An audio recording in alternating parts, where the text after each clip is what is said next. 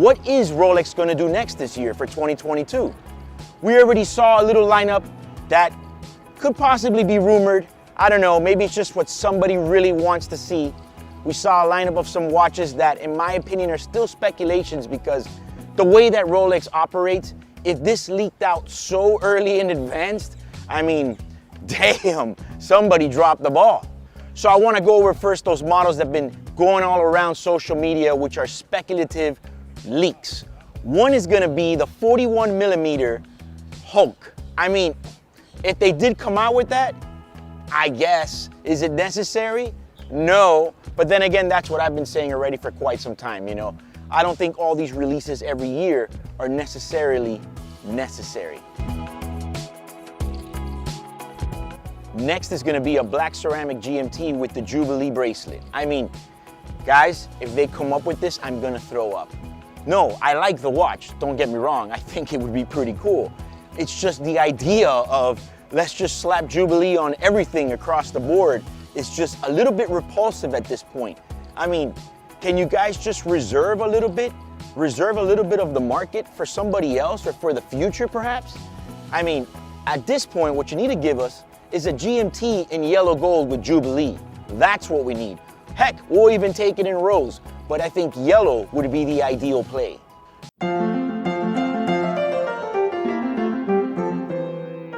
Well, I think let's just get one out of the way, and I think it's basically, it and the Air King have more in common now than ever before, but we've been saying there's a new Milgauss, there should be a new Milgauss, whether they're going to discontinue it or reimagine it.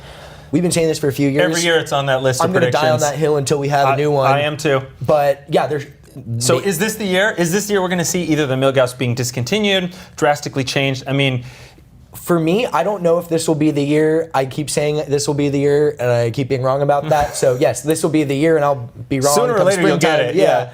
But I think it's going to come down to one or two ways, and I'm more confident in that whether or not this is the year. It's either going to be discontinued entirely because at this point, anti-magnetic watches are, you know, commonplace throughout the industry. Right. Most of Omega's contemporary catalog is pretty much fully anti-magnetic.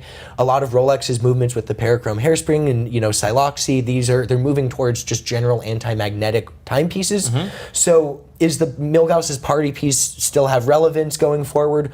I don't know. So if they discontinue it entirely, I wouldn't be surprised. But I could also see them using it to debut a new platform of anti-magnetic technologies. So obviously there are components in the current 3131 that powers it that are anti-magnetic, but if they were going to reimagine the Milgauss, mm-hmm. I could see it coming back in a slightly more tooly, sporty fashion, and then also not being iterative as far as the movement. It wouldn't be a 32 whatever. It would be a very, very anti-magnetic, no internal shield, a very, very different watch.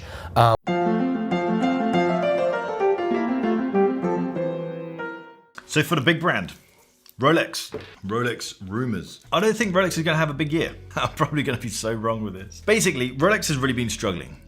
Every year people say Rolex has been struggling, but I think now it's getting ridiculous. This shortage that is happening right now is because Rolex shut the factory during the first lockdown.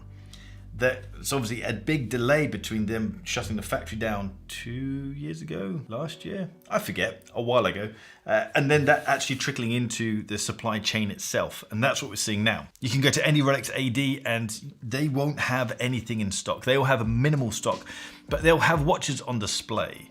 And that display thing is because Rolex knows that there's nothing in the supply chain. They know that people can't get hands on with the watches, so they now have these watches in the window, display only watches, and they are there for you to try on to see if you actually want the watch, which they should have been doing since day one. That's good business practice, that's good customer service, is to have something that you can actually try on. So for Rolex this year, because of their supply situation, I think they're going to have a very quiet year, or rather I'd like for them to have a quiet year. I don't want them to launch a new steel sports watch, create hype around a watch that no one can get. I want them to focus on just creating watches. Create what you have already. They have a stunning lineup.